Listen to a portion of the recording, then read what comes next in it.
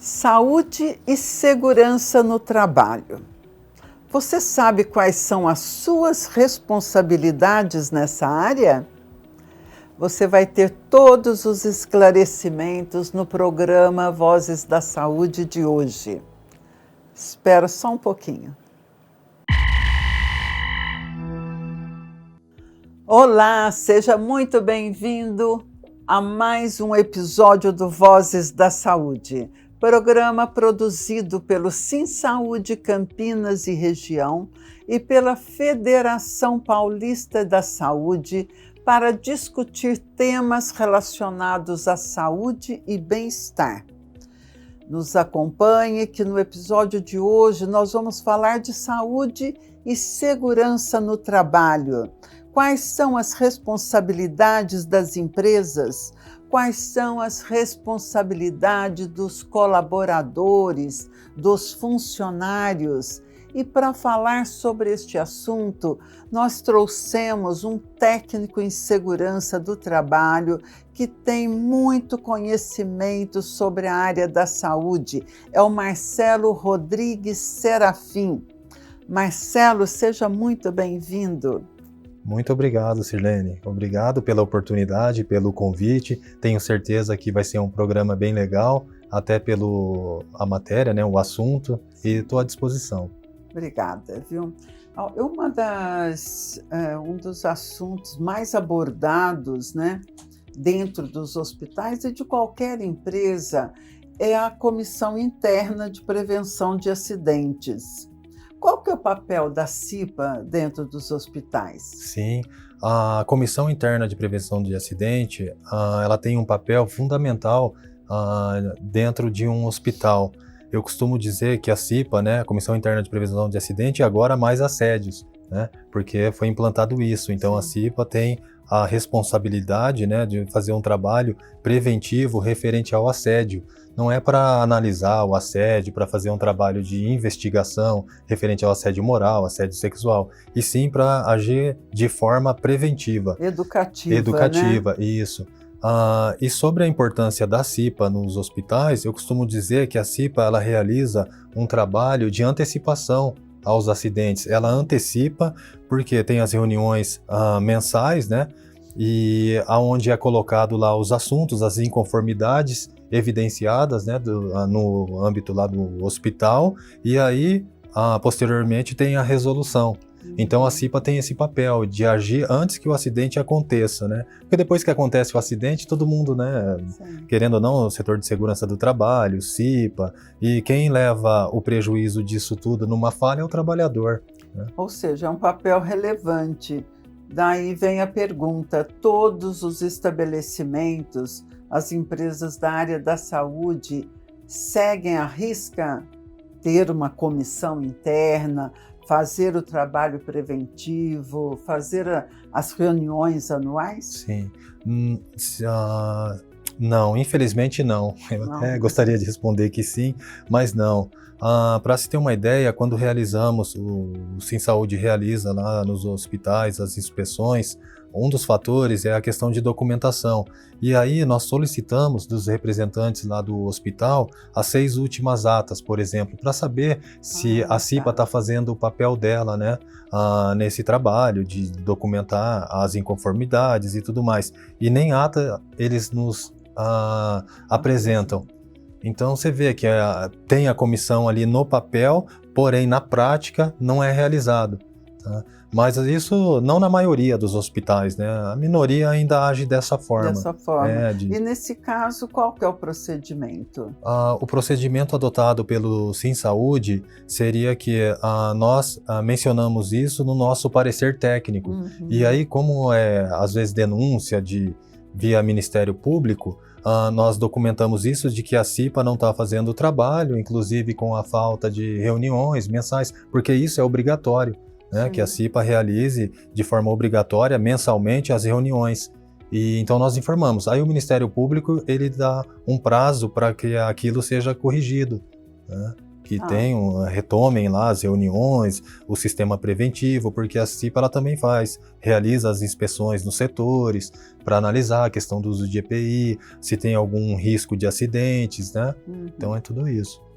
A empresa pode sofrer alguma penalidade em relação ao não cumprimento de todas as ações da CIPA? Sim, só que até chegar a esse ponto é mais com a assinatura do TAC, que eles falam, né, via judicial de aceitação e conduta, alguma coisa do tipo. Mas até lá, o sindicato, ele visa o bom relacionamento com os hospitais, os representantes. Então, geralmente os hospitais, os representantes que lá trabalham, eles solicitam prazos para regularizar. Marcelo, eu preciso de um prazo de 3 meses, 6 meses, e aí também é colocado para o diretor, né, que é o diretor sindical do hospital, para ver se aquilo, né, pode ser daquela forma ou não.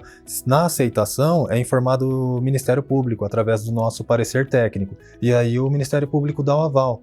Mas quem define a questão de multa já seria externamente, né? Então, normalmente, com o termo de ajustamento de conduta, ou seja, por meio do diálogo e de um acordo, as empresas acabam seguindo... Sim, com certeza. E é um papel fundamental também do SimSaúde, que está lá, né, para evidenciar uma coisa que é obrigatória, e mesmo assim os representantes lá do hospital, o hospital não realizam. Então, o papel, né, da importância em prol dos colaboradores, porque se você não tem aquele sistema de reuniões, por exemplo, treinamentos, inspeções, o trabalhador vai ser prejudicado, né? A integridade física vai sofrer acidentes, não vai ter ninguém olhando, né? Então... Hoje a CIPA, você acabou de dizer que ela previne, né? Ela tem o papel de prevenir acidentes e assédios. Sim. Como é que as empresas estão lidando com essa questão dos assédios moral e sexual? Sim, chegam bastante denúncias para nós lá, né, via Ministério Público, referente ao assédio. E é complicado de chegar lá e caracterizar um assédio. Eu costumo dizer assim, que não é um papel do sindicato, tanto eu como o diretor, de ir lá e apurar, chamar a pessoa que foi assediada, por exemplo, o assediador, sabe, voltar naquele assunto, porque aquilo já ocorreu. Quem tem esse papel é o hospital. Então o sindicato vai até lá e aí sim eu vou verificar a questão de treinamento, se a CIPA realizou o trabalho preventivo com palestras de assédio, por exemplo, moral, sexual. Se o hospital tem um termo de conduta referente à tratativa da pessoa que foi assediada, como conduzir aquela pessoa, se tem um sistema de psicólogos, por exemplo, dar o suporte, isso, né? Se o assediador, quais as medidas que serão tomadas em caso, né, de comprovação. Porque tem isso também, às vezes a pessoa fala e, né, não confere, ou às vezes confere. Então, o que a empresa, qual é o procedimento da empresa? Então, eu chego lá e menciono. Eu, por exemplo, fui assediado, qual o procedimento adotado pelo hospital? Aí eles me passam tudo, só que não basta só falar. Então, eu costumo cobrar um código lá de conduta e ética, um manual de procedimento, daquilo que pode na empresa, o que não pode, isso tudo documentado. Aí eu solicito uma cópia disso tudo, coloco lá no nosso parecer técnico e encaminhamos via jurídico ao Ministério Público. Então quem analisa aquilo que, né, o hospital tem esse termo de conduta, tem a psicóloga que vai dar o suporte para a pessoa que foi assediada, por exemplo. Então não cabe a nós, o sindicato, ir lá e fazer um trabalho investigativo, né? E sim para apurar os fatos dessa forma, para saber se tem um controle. E aí... E ajudar a conduzir, né? Sim, dar o suporte necessário à pessoa assediada. Aí temos o setor, né, jurídico, onde vai dar todo o amparo para aquela pessoa também, né, que geralmente é associada e dá sequência naquilo. Mas em matéria de fiscalização, porque eu acho muito... invasivo você chegar a voltar aquilo, sendo que só para registrar num parecer técnico o tipo de agressão que a pessoa... Você vai expor, né, a colaboradora ou o colaborador, o assediador, e não é esse o papel, né, do sindicato, né? Marcelo, quais são os acidentes mais comuns dentro dos estabelecimentos de saúde? Olha, Sirlene, aí é pérfuro cortante, por exemplo, acidente com pérfuros cortantes, né, na área ali da enfermagem, pessoal da manutenção também, bastante acidentes, mas aí já é um outro tipo de acidente, como problemas de joelho, torção na coluna, pés, higiene e limpeza também relacionado à atividade que elas exercem, às vezes né, dá um problema nas costas, então tem tudo esses acidentes. Mas assim, na área hospitalar, tudo que é relacionado às mãos, pérfuro cortante. Pérfuro cortante é o campeão. É o campeão. E às vezes, sei lá, mas é só um furinho no dedo, tá? Mas você não sabe se a pessoa tinha alguma doença infecta, tem que abrir a CAT, comunicado de acidente de trabalho, tem que fazer uma investigação de acidente. Então, o maior índice seria esse. Tem como prevenir? Sim, a prevenção é feita através dos treinamentos. Então isso nós também evidenciamos lá no hospital. Tem um hospital que realiza até a campanha contra adornos, olha que interessante, contra adornos e contra o uso, né, eficiente, por exemplo, de materiais pérfuro-cortantes, a destinação. Muitas vezes as colaboradoras da higiene e limpeza vão retirar sacos de sanito, já evidenciamos isso em inspeção. Dentro do saco, uma seringa com uma agulha, fora da caixa de pérfuro. Então, só que a pessoa não se veriu, mas ela mostrou aí, ela falou, poxa vida, né?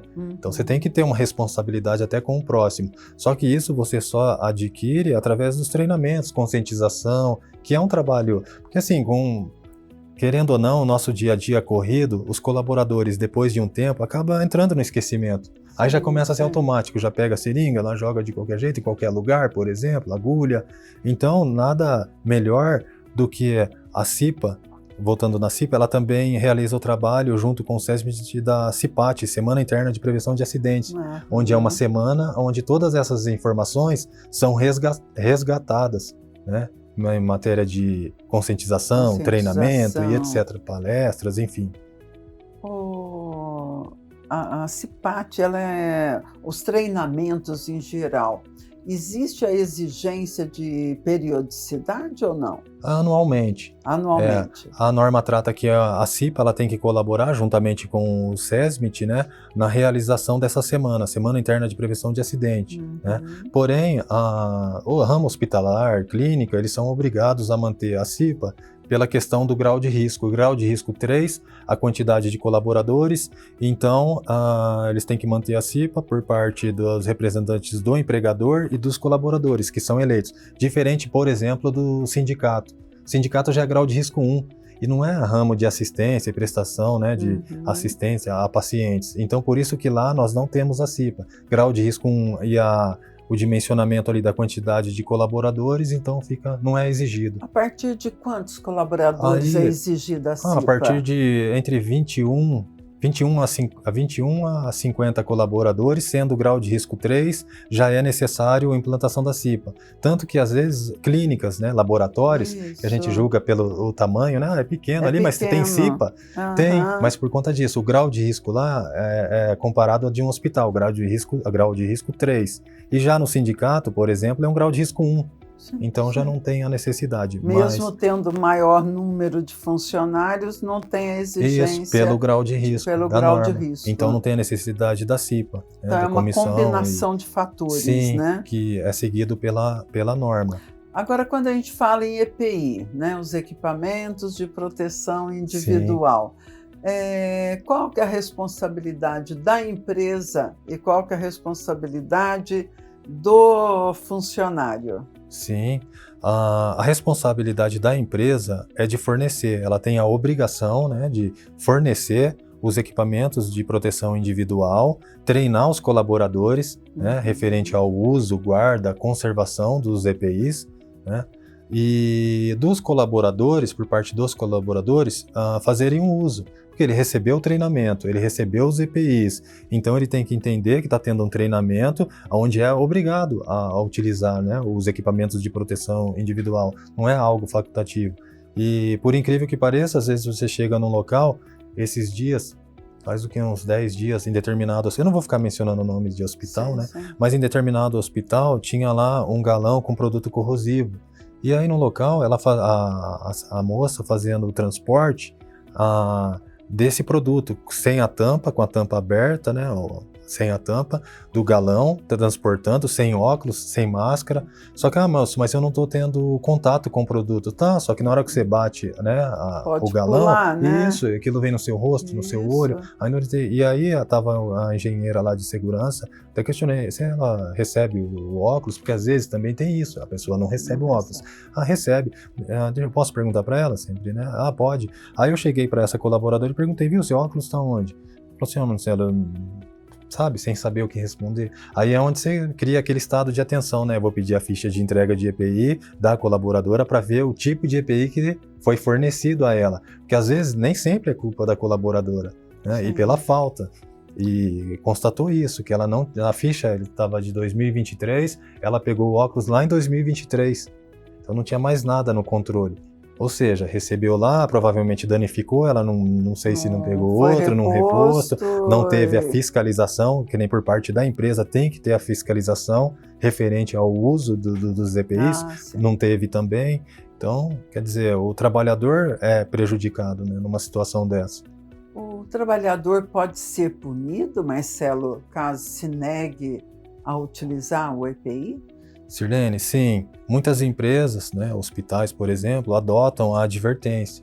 Eu não gosto de trabalhar dessa forma, né, com advertência lá, escrito. Eu prefiro trabalhar com a orientação, o diálogo, conscientização, explicar para aquele colaborador o porquê que ele deve usar aquele equipamento de proteção individual.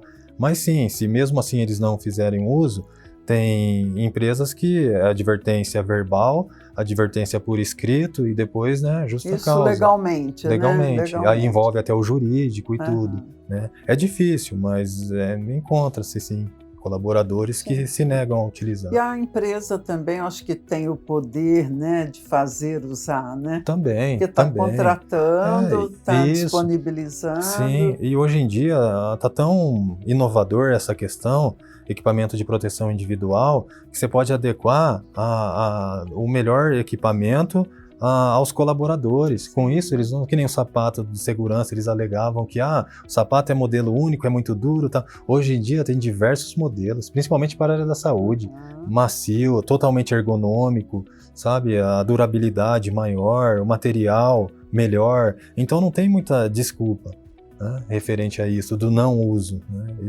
Mas... Uma das questões também que é muito discutida na área da saúde é a questão do uso de adornos, né? Isso em qualquer hospital. É porque assim, o uso de adornos, ele fica complicado naqueles setores onde tem um risco de doenças infectocontagiosas, como por exemplo a Central de Material e Esterilização, a CME, de um hospital, onde recebe materiais de centro cirúrgico, UTI neo, UTI adulto, materiais com sangue, secreção, né, fezes, e ali é higienizado esses equipamentos. Então, uma simples correntinha, por exemplo, nesse setor, às vezes ali pode ser que prolifere bactérias, fungos, fiquem ali, né, instalados. Anel, principalmente. E ali você sai dali, esquece de higienizar a mão, de repente você vai cumprimentar seu colega, você vai dirigir, coloca a mão na boca e vai lembrar disso só depois que adoecer. Nossa, será que foi, né, referente àquilo? Então, por isso que existe essa proibição. Mesma coisa, sapato aberto também, às vezes, né, no setor de enfermagem, elas gostam de salto.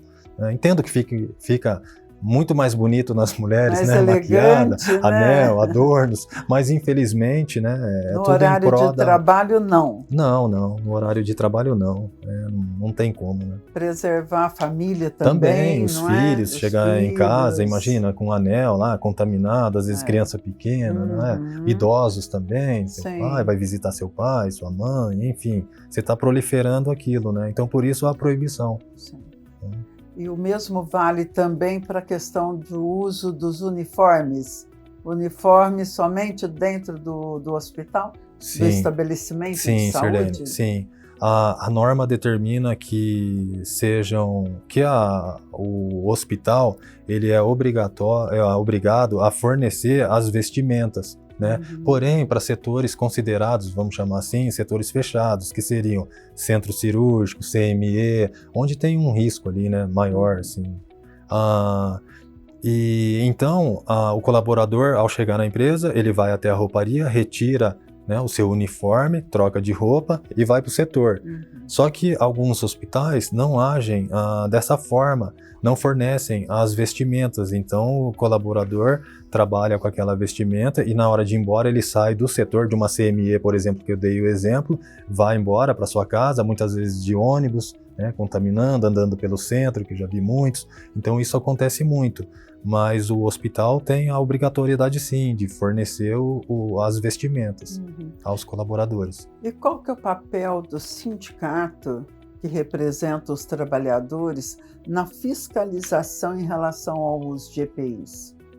Sim, toda fiscalização, toda inspeção que realizamos, nós averiguamos, em primeiro momento, a questão da documentação. Então, todos os documentos são evidenciados, desde a parte do programa de gerenciamento de riscos, programa de controle médico da saúde ocupacional, os treinamentos, ficha de entrega de EPIs. Então, tudo isso é evidenciado, né, em primeiro momento. Depois, o trabalho a campo. E nosso trabalho referente ao uso de EPIs também se baseia na questão de estoque de EPIs, né, porque às vezes coloca lá no papel, já vi isso daí em hospital, eles anotavam que um colaborador estava recebendo aquilo lá, aí falava para evitar problema, que você poderia trabalhar sem o EPI, mas porém com as listas assinadas. E o colaborador, né, ia lá, legal, o hospital está fazendo isso por mim, tal, e assinava. Só que daí na hora que você solicitava para verificar a questão do estoque de EPIs, não tinha nada. Então, se o colaborador precisava de uma luva, por exemplo, e aí? O mínimo do mínimo, né, de estoque de EPIs. Então, é evidenciado tudo isso.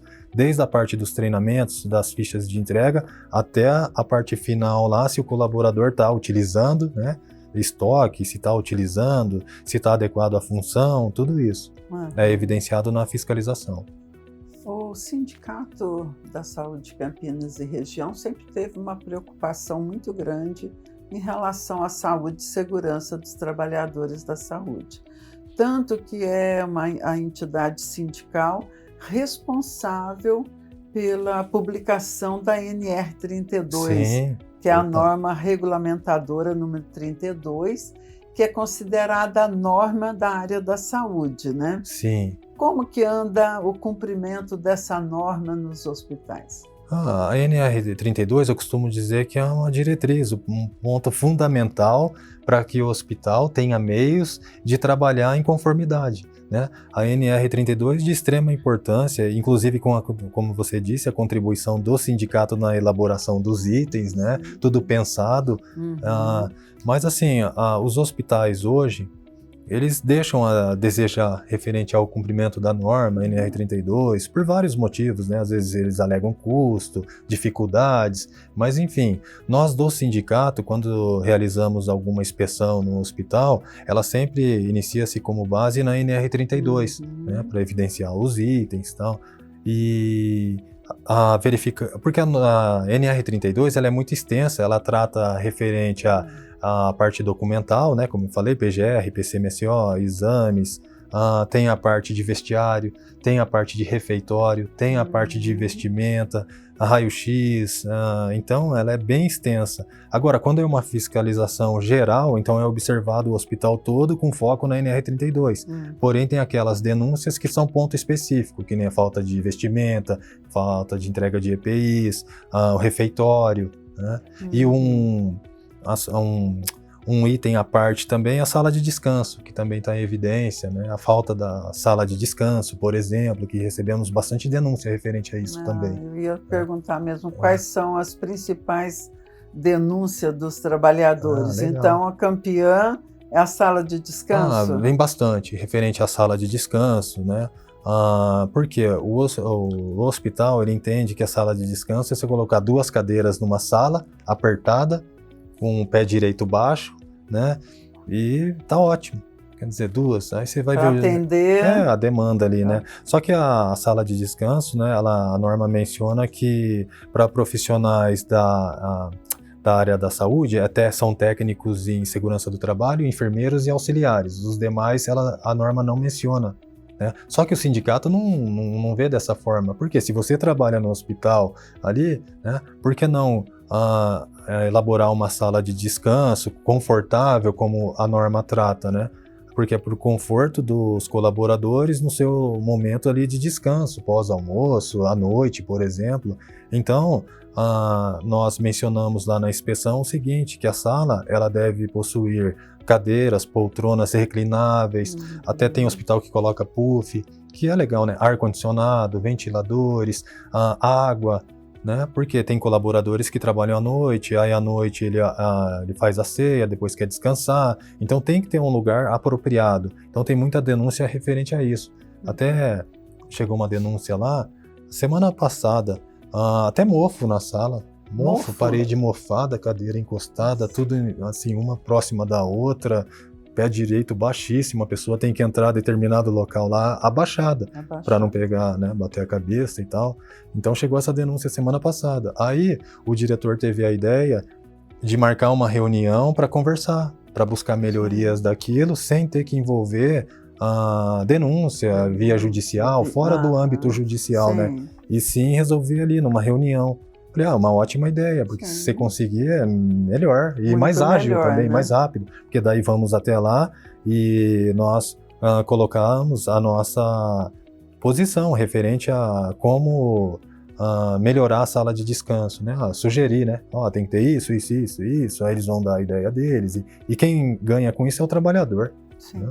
Eu já vi muitos casos de sala de descanso onde os trabalhadores deitam até no chão, sim, porque não tem local para todo mundo. Existe um dimensionamento? A norma não, infelizmente detalha não, ou não? Não detalha. Seria muito mais prático e fácil se detalhasse para X número de colaboradores a dimensão da sala, né? Dimensão sim, de X... a metragem e tal, poltronas, a quantidade, mas não. Mas o que nós costumamos fazer é o seguinte, você tem quantos funcionários no hospital? 400, para 2 cadeiras, né? Atende? Não dá, né? Não então, dá. 400 funcionários, se colocar uma sala, 20 cadeiras, 20 poltronas reclináveis, mais puff, mais cadeira, porque tem gente que gosta de ler, né? Não é só deitar. Aí já melhora. E aí eles têm um rodízio de parada na hora do almoço, no jantar, na ceia. Então aí já atende de forma, né, melhor, vamos dizer assim. Não é o ideal, mas melhora. Então a gente costuma fazer um dimensionamento ali, né, X funcionários, então eu entendo que tem que ser isso, como sugestão. E aí eles colocam a posição deles.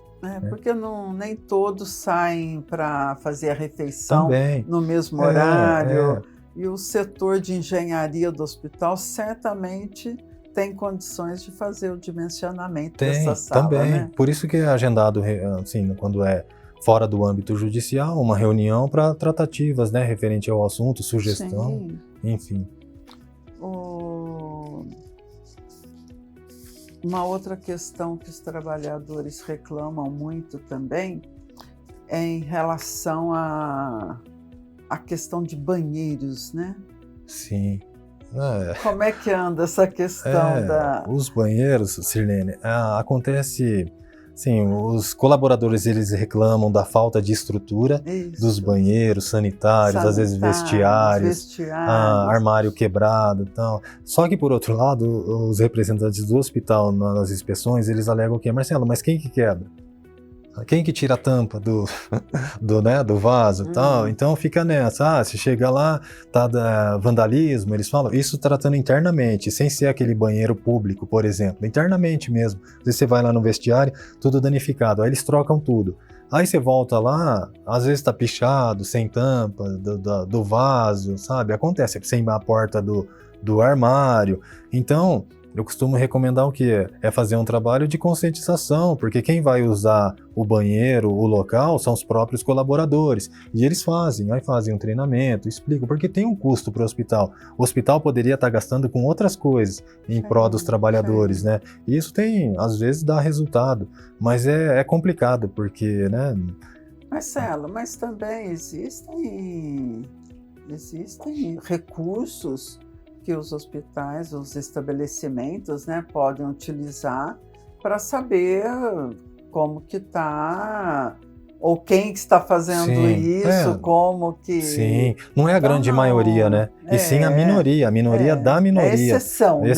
Que realiza esse tipo de vandalismo, picha, quebra, Sim, tem sim. Embora não tenha instalação de câmeras, obviamente, dentro lá do vestiário, Sim. mas no corredor sim. E eles É. pegam isso daí, vira e mexe, né? Advertência e tal, né? E sempre buscar a melhoria, né? E você Mas, acredita, então, que o trabalho de conscientização, o trabalho da CIPA é que pode contribuir muito para a sim, melhoria da tanto melhoria das ações contínua. da responsabilidade, né, das empresas, quanto da responsabilidade que cada profissional da saúde tem estando Né, dentro daquele ambiente, sim, né? em zelar pelo local que você Sim, trabalha, né? Dar isso. valor àquilo, porque é seu ganha-pão, então. Mas isso é a minoria, né, em relação de vandalismo, mas acontece. Você chega lá numa inspeção, armário quebrado, vaso sem tampa, enfim. Uhum. Ah, e o trabalho da CIPA, atrelado com o do SESMIT, né, do Serviço Especializado em Engenharia e Segurança e Medicina do Trabalho, nessa parte de conscientização, treinamentos, é extremamente importante, porque eu penso dessa forma assim, Sirlene. Quanto mais o colaborador tiver orientado, conscientizado, mais ele vai desenvolver melhor a sua função, mais ele vai entender sobre os princípios ali da organização. Sim. Então não adianta agir por qualquer coisa, advertência. Eu vou te dar uma advertência, quer dizer, isso aí você cria um ambiente ruim de trabalho, né? Eu prefiro adotar aquele ambiente de harmonia, né? Onde todo mundo contribui um com o outro para que no resultado final todo mundo seja, né, encontre ali um setor melhor, um ambiente melhor, harmônico, né? Sim, ainda que a legislação determine que o treinamento seja feito uma vez por ano, nada impede que o processo educacional seja feito em todos os meses, não é Sim, sim. verdade? Tem sim. Tem por exemplo, na área da enfermagem, a enfermeira RT, eles falam, enfermeira responsável técnica. Sirlene, Uhum. alguns hospitais, a maioria hoje adota o procedimento do seguinte, a melhoria contínua. A Então, contínua, essas sim. enfermeiras, elas realizam treinamento quase que mensal, como você mencionou, Isso. quase que mensal ali, orientando e tal, porque além do sindicato, que, né, quando determinado vai lá inspecionar, tem a questão da vigilância sanitária, que Uhum. também vai lá fazer o trabalho deles lá, né, nessa parte de fiscalização, procedimentos de trabalho, né, enfim. Então, alguns hospitais adotam essa forma, né, Uhum. de trabalho, e é bem interessante, né. Sim. Dentro da norma regulamentadora 32, tem algum outro ponto que você destaca como de extrema importância dentro do ambiente hospitalar?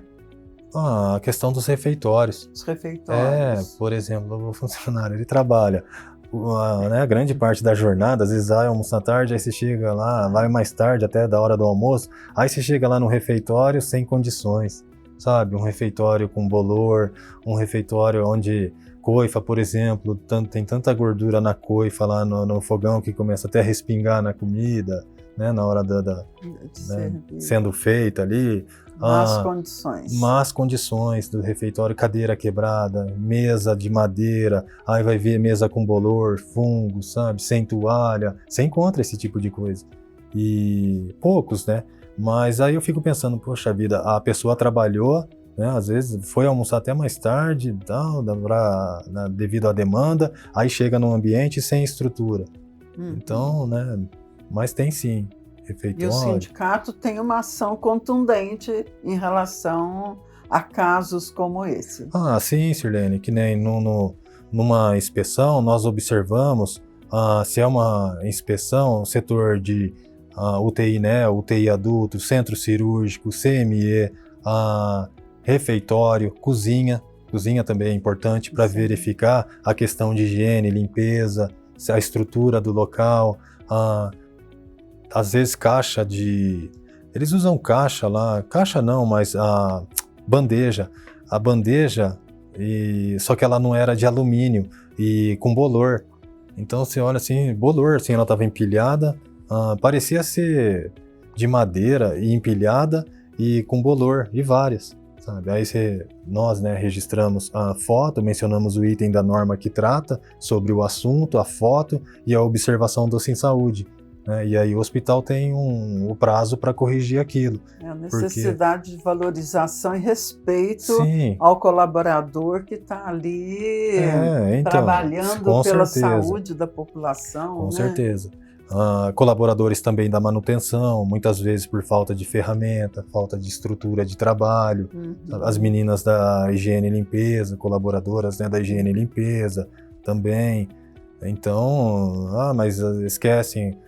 Cheguei numa inspeção onde eles realizaram um treinamento com praticamente o hospital todo e o pessoal da higiene e limpeza não. Só que assim, elas retiravam os resíduos, inclusive contaminados, e retiram ali do expurgo do setor, levavam até a central, né, de materiais, resíduos infecto-contagiosos, e não tinham recebido treinamento. Aí você pede o treinamento dos últimos 2 anos, não tem. Não tem. Né? Então, fala, mas vocês não estão realizando o treinamento? Elas são praticamente a que mais tem o contato ali, né, com resíduos sim. e tudo, então tem que dar uma atenção totalmente especial. Né? Mas se não é o sindicato ir lá orientar, observar, isso iria ficar até quando? É grande, então, o número de denúncias que o Mas Departamento de Saúde e Segurança recebe. sim, inclusive hoje os colaboradores, eles entendem, né? Eles sabem, né, o direito deles em prol daquilo que é melhoria, e numa eventual situação inconforme, eles denunciam. Primeiro tenta uma conversa, às vezes até com o diretor, que lá no hospital, né, nós temos os diretores, né, do sindicato que também trabalham no hospital, então eles tentam ali, conversa, geralmente resolve. Só que o diretor, ele tem um papel tão fundamental lá dentro que posteriormente ele vem e nos conta sobre o ocorrido lá e o que ele resolveu, para a gente ter ciência também, né, do que se passa lá. Sim. Então muitas coisas eles conseguem resolver sem a necessidade do âmbito judicial. O sindicato tem uma ação, então, contínua, né? Sim, Rotineira em prol da saúde e segurança. Com certeza, né? Sirlene, sim. E para todos assuntos, basicamente, das normas regulamentadoras, né? Desde que envolvam equipamento de proteção individual, documentação, às vezes falta de documentação, treinamento, a NR32, a norma projetada para a área da saúde, né? Que mais? Trabalho em altura para o pessoal de manutenção. Então, hoje em dia, o hospital, através do sindicato, ele está totalmente resguardado, diria que, né? Tudo que precisar, né, referente à prevenção, o sindicato faz um ótimo trabalho, um excelente trabalho. E não é porque eu trabalho também nessa área, não. Eu sei. E você gostaria de deixar uma mensagem para os trabalhadores e também para as empresas? Sim. Eu gostaria de dizer aos trabalhadores que, principalmente do ramo hospitalar, né, onde tenho muita admiração por aqueles colaboradores, principalmente na época da pandemia. Eu trabalhei durante a época da pandemia também em hospital, sei o quanto duro foi para vivenciarem toda aquela situação, né? E parabéns a esses colaboradores em geral dos hospitais e para as empresas também, que o sindicato está à disposição, né, em eventuais dúvidas, e enfim, o que vocês precisarem, estamos à disposição. Marcelo, muito obrigada por sua participação, por estar aqui conosco. E fica aí o recadinho para todos os trabalhadores. Cumpram a sua parte para garantir saúde e segurança, não só no ambiente hospitalar, como dentro do seu próprio lar. Não faça a contaminação cruzada. Sim. Porque ela interessa a você, a saúde interessa a você, trabalhador. E se gostou deste programa, não se esqueça de nos acompanhar no canal e apertar o sininho para saber as novidades. Até a próxima!